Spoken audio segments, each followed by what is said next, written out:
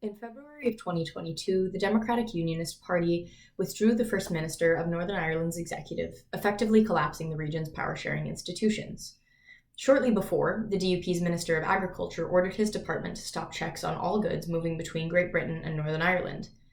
The DUP's unilateral actions, despite having campaigned in favour of the departure in a 2016 referendum, reflected Unionist concerns with the consequences of the UK's withdrawal from the European Union.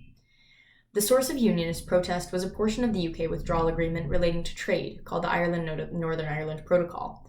The provision left Northern Ireland de jure in the European single market for goods and agriculture, and de facto in the EU customs union, meaning that goods moving between Great Britain and Northern Ireland would be checked at what Unionists framed as an Irish Sea border, and businesses would be responsible for ensuring compliance with both EU and UK regulations. The DUP argued that the protocol created a democratic deficit, and cited uncertainty for businesses among their justifications for their withdrawal from the executive.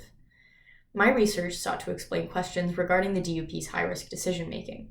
I conducted interviews with members of the UK government and negotiating teams in London, Brexit negotiators from the EU in Brussels, and officials from the Northern Ireland Assembly across the region.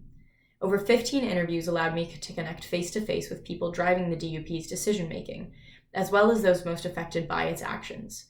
I also built a database of public commentary on the Northern Ireland Protocol to track changes in different party stances on the agreements over time.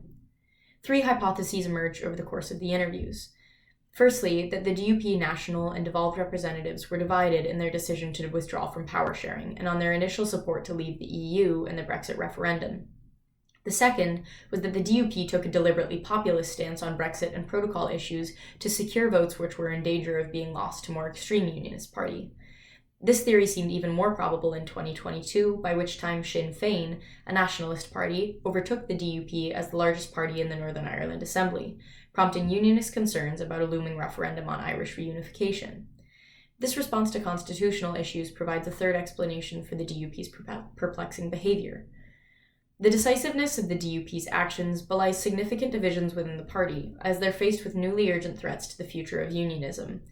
The hypothesis that the DUP is fighting against significant internal dissent has grown even more salient, as recent polling data suggests that the DUP overtakes other unionist parties in vote share, solidifying its place as the second largest party in the region. If the DUP continue to refuse to enter government, they may also bring into question the future of Northern Ireland's power-sharing institutions, which many argue are no longer fit to represent a majority of its citizens.